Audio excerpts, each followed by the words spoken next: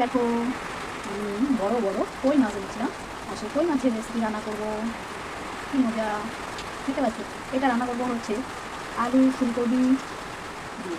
ধনে পাতাও এনেছি, খুব দারুণ দারুণ ফুলকপি। ফুলকপিগুলো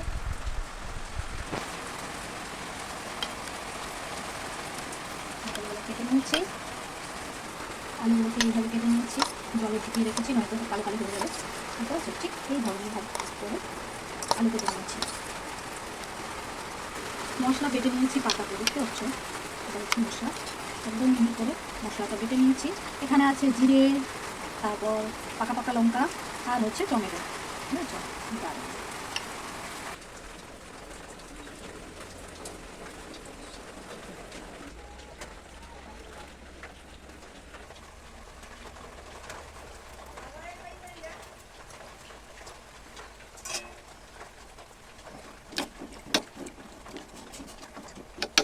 কড়াই বসিয়ে দিয়েছি, আর কড়াই গরম হয়ে গেছে। এখন দিয়ে দিচ্ছি হচ্ছে সর্ষের তেল। রান্নাটা পুরোটা সর্ষের তেলেই করব। এবারে আমার তেল গরম হয়ে গেছে, এখন ফোড়নের জন্য দিয়ে দিচ্ছি হচ্ছে গোটা জিরে। এবারে আমি একটা সিক্রেট বলছি, সেটা হচ্ছে তেল গরম হওয়ার পর একটু নুন দিয়ে দেব। এই নুনটা দিলে কি হয় জানো তো? এই নুনটা দিলে মাছগুলো ভেঙে যায় না। যাতে মাছগুলো ভেঙে না যায় তার জন্য নুনটা দিয়ে দিলাম। নুনটা একটু গরম হয়ে গেলে এবারে একে একে মাছগুলোকে তেলের মধ্যে ছেড়ে দেব। মাছগুলোকে আগের থেকেই কেটে ধুয়ে ভালো করে নুন হলুদ মাখিয়ে রাখা ছিল। এখন আমি কড়াইতে দিয়ে দেব। আচ্ছা, কড়াইতে ছেড়ে দেবো।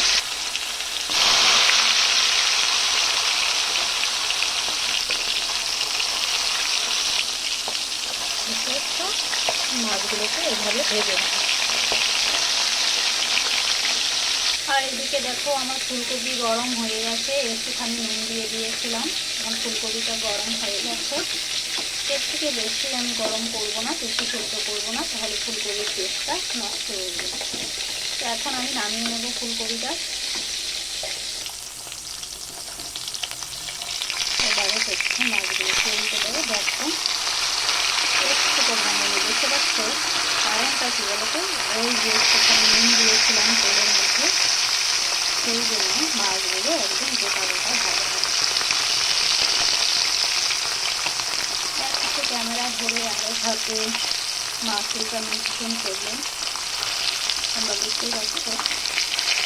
কিন্তু দেখো মাছগুলো যে গোটা গোটা আছে সেটা তোমরা বুঝতেই পারছো। এই বুদ্ধিটা আমার নিজস্ব ছিল।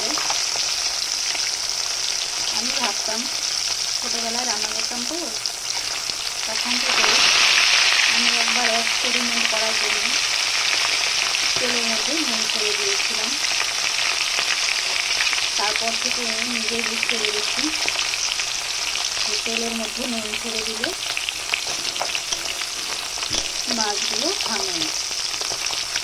অনেকে ময়দা মাখিয়ে দেয়, সেটাও ঠিক আছে। সামান্য একটু ময়দা বা আটা বা চালের গুঁড়ো একটুখানি মেখে দিলে মাছের টেস্টটাও বেশ ভালো হয়, আর মাছগুলো ভাঙে না। কিন্তু আমি ওইসবের ঝামেলা করি না, আমি তেলের মধ্যে একটু নুন দিয়ে দিই। মাছগুলোকে খুব কড়া করে ভাজবো না, আবার একদম কাঁচাও রাখবো না। কই মাছের একটা অদ্ভুত টেস্ট থাকে। কই মাছ মোটামুটি অল্প ভাজা ভাজা করতে হয়, আর যত ফোটাবো ঝোলের মধ্যে ততই এটার টেস্টটা বেড়ে যাবে। তো আমার মাছগুলো ভাজা হয়ে গেছে, এখন নামিয়ে নেব একে একে। একবারে বেশি মাছ দিতে নেই, বেশি কড়াইতে যদি একবারে বেশি মাছ ছেড়ে দেওয়া হয় তাহলে কিন্তু মাছ ভেঙে যায়। তো সেই জন্য কড়াইটা যাতে হালকা থাকে, মাছগুলো নাড়াচাড়া করতে যাতে সুবিধে হয়, ওইভাবে এই 4টে মাছ দিয়েছিলাম। এখন বাকি আরও 3টে মাছ আছে, এখন সেই 3টে মাছ ভেজে নেব। আবারও এই মাছগুলোকে ছেড়ে দেব।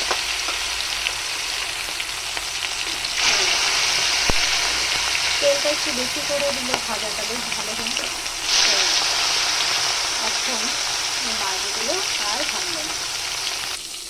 এবারেও মাছগুলোকে উল্টে পাল্টে ভেজে নেব। খুব সুন্দর একটা মাছকে কিন্তু ভেঙে নেব না, পুরো মাছগুলো গোটা গোটা রয়ে যাচ্ছে। এবারে উল্টে পাল্টে ভালো করে ভেজে নেব। রবিবারের বাজারে আমি মাংস অবশ্যই আনি, কিন্তু আজকে আনিনি। আজকে ভাবলাম মাছই রান্না করি। কই মাছটা অনেক দিন থেকেই খাওয়ার ইচ্ছে ছিল। ফুলকপির সিজন তো শেষ হয়ে আসলো প্রায়, সেই জন্য ফুলকপি দিয়ে খাওয়ার জন্য কই মাছ আনি। এবার মাছগুলো ভাজা হয়ে গেছে, উঠিয়ে রাখবো একে একে।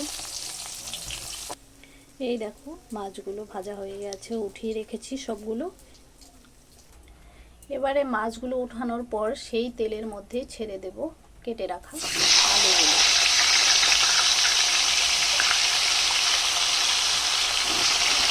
আলুগুলোকে একটুখানি নুন হলুদ দিয়ে ভেজে নেব। আমি কাঁচা আলু রান্না করি না, যখনই রান্না করি আলুগুলোকে একটু ভেজে নিই, তাহলে আলুগুলো সিদ্ধও হয় তাড়াতাড়ি, আর হচ্ছে একটা আলাদা টেস্ট হয়। তো এখানে সামান্য পরিমাণে একটুখানি দিয়ে দেবো হলুদ, আর দিয়ে দেবো হচ্ছে একটুখানি নুন। নুন আর হলুদটা বেশি দেবো না, কেননা মশলার সঙ্গে আমি বাকি নুন হলুদটা দিয়ে দেবো। তো সামান্য নুন হলুদ দিয়ে আলুগুলোকে নাড়িয়ে চাড়িয়ে ভালো করে ভেজে নেব। এবারে দেখো আলুগুলো প্রায় ভাজা হয়ে এসছে। এই দেখো আলুগুলো ভাজা হয়ে গেছে, আমি এখন আলুগুলোকে উঠিয়ে নেব। এবারে ওই তেলের মধ্যে ফুলকপিগুলোকে ছেড়ে দেব। আলু যেভাবে ভেজে নিয়েছি ঠিক সেইভাবেই ফুলকপিগুলোকে একটুখানি নুন হলুদ দিয়ে ভেজে নিই, তা নয়তো ফুলকপির টেস্টটা জল জল জল জল লাগে। তো সেই জলসের ভাব কাটানোর জন্য আমি একটু ভেজে নিই।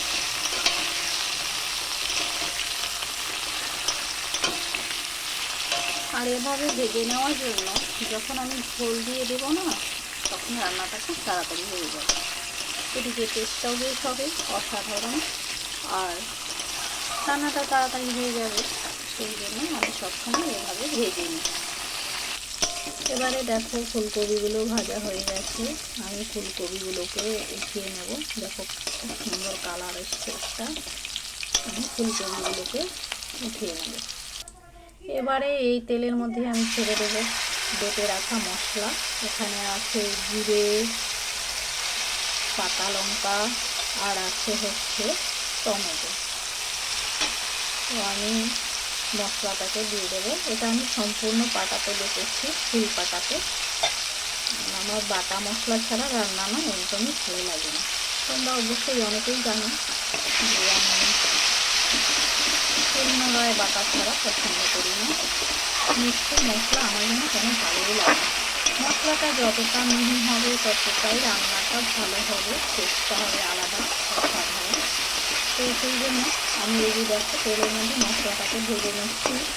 এখানে দিয়ে দেবো হচ্ছে হলুদটাও দিয়ে দেবো একসঙ্গে। হলুদটা ভাজা হলে, মশলার সঙ্গে ভাজা হলে না কাঁচা যে গন্ধটা থাকে হলুদের, সেই গন্ধটা থাকে না। তো মশলাটাকে ভাজা হয়ে গেলে ভালো মতন, রান্নাটা খুব বেশি তেল দিয়ে করি না, তবে খুব একটা কমও দিই না। দেখতে পাচ্ছ মশলাটা প্রায় হয়ে এসছে, মশলা থেকে তেলটা প্রায় ছেড়ে ছেড়ে আসছে। তো মশলাটা হয়ে গেছে। এখন দিয়ে দেবো ভেজে রাখা ফুলকপি আর আলুগুলো। এই ফুলকপি আর আলুগুলো দিয়ে দিলাম। তো আমার ভিডিওটা বেশ বড় হয়ে যাচ্ছে যদিও, প্লিজ সবাই একটু কষ্ট করে দেখে নিও। রান্নার রেসিপি তো একটু ভালো করে বোঝাতে না পারলে ভালোই হয় না। তো সেই জন্য ভিডিওটা আমার বড় হয়ে যাচ্ছে যদিও, প্লিজ একটু তোমরা দেখে নিও, ঠিক আছে? যদিও আলু আর ফুলকপির ভাজার সময় আমি নুন দিয়েছিলাম, খুব সামান্য দিয়েছিলাম। এখন যতটুকু লাগবে সেই পরিমাণ মতো নুনটা দিয়ে দিচ্ছি। এবারে আবার মশলাটাকে ভালো করে মশলার সঙ্গে সবজিগুলোকে কষিয়ে নেব। এবারে দেখো আমার সবজিটা পুরো ভাজা হয়ে গেছে। এখন দিয়ে দেবে হচ্ছে জল, যতটুকু জল লাগবে দিয়ে দেব। জল একটু বেশি করেই দেব, কারণ জলটা তো ভালো করে ফুটাতে হবে সবজিগুলোকে, আর সঙ্গে মাছগুলোকেও ফুটাতে হবে। এই ঝোলটা যত ফুটাবো ততই, মানে মাছ দেওয়ার পর যত ফুটাবো ততই টেস্ট হবে, তাই জল একটু বেশি করে দেবো। আর একটু জল দিয়ে দেবো। এবারে দেখো ঝোলটা ফুটছে, আর এই ফুটন্ত ঝোলের মধ্যে আমি মাছগুলো, ভেজে রাখা মাছগুলো দিয়ে দিলাম। এবারে এই মাছগুলো ঝোলের মধ্যে যত ফুটবে ততই টেস্ট হবে। আর কালারটা কেমন এসেছে অবশ্যই কমেন্টে তোমরা জানাবে। কি দারুণ কালার এসেছে, দেখতে পাচ্ছ। আলুগুলো সিদ্ধ হয়ে গেছে। এখন কিছুটা আলু উঠিয়ে আমি এগুলোকে গালিয়ে দেব। এই আলুগুলোকে ভেঙে ভেঙে দিলে না এটা একটা আলাদা টেস্ট ওঠে, সেই জন্য আমি গালিয়ে দিই সবসময়। দেখো আলুগুলো গালানো হয়ে গেছে, কি সুন্দর গলে গেছে। আমার মাকে দেখেছি বাটাতে বেটে নিত আলুগুলোকে, কিন্তু আমি সেটা করি না। আমি গামলাতে উঠিয়ে এই হাতা দিয়ে ভেঙে ভেঙে দিই। তারপরে একটু এই আলুর মধ্যে ঝোল এনে দিয়ে আলুটাকে আর একটু মিশিয়ে নিয়ে তারপর ঝোলের মধ্যে ছেড়ে দেবো। আর ঝোলটা একটু ঘন হয়ে গেল। এটাই হচ্ছে আমার টেকনিক, দেখতে পাচ্ছ। এটাকে এবার ঝোলের মধ্যে ছেড়ে দেবো। দেখো ঝোল শুকিয়ে কি হয়ে গেল, দেখতে পাচ্ছ, একদম কমে গেছে। আর দেখো কি দারুণ হয়েছে, দেখতে পাচ্ছ। একটুখানি কড়াইশুঁটি দিয়ে দিয়েছিলাম, এই যে। এবার দেখতে হবে এর মধ্যে শেষে দিয়ে দেবো একটুখানি ধনেপাতা। এবারে কেটে রাখা ধনে পাতাগুলো দিয়ে দিলাম। একটুখানি নাড়িয়ে চাড়িয়ে নামিয়ে নেব। হয়ে গেল আমার রান্নাটা, পুরোটাই হয়ে গেল কমপ্লিট। তো ভিডিওটা যদিও বড় হয়েছে, প্লিজ একটু কষ্ট করে তোমরা সবাই দেখে নিও, আর এইভাবে ঘরে বানিয়ে খেয়ে দেখো, খুব দারুণ লাগবে, বুঝতে পারলে। এক থাল ভাত খেয়ে উঠবে এই রকম ভাবে যদি কই মাছটা ফুলকপি দিয়ে রান্না করো। তো প্লিজ একটু কষ্ট করে তোমরা সবাই দেখে নিও। আর আমার ভিডিওটা যদি ভালো লেগে থাকে তাহলে চ্যানেলটাকে সাবস্ক্রাইব করে বেল আইকন দাবিয়ে একটু শেয়ার করে দিও, একটু লাইক কমেন্ট করে দিও প্লিজ। আশা করি আমাদের সবার ভালো লাগবে। তো আমার ভিডিও এই পর্যন্তই, টাটা।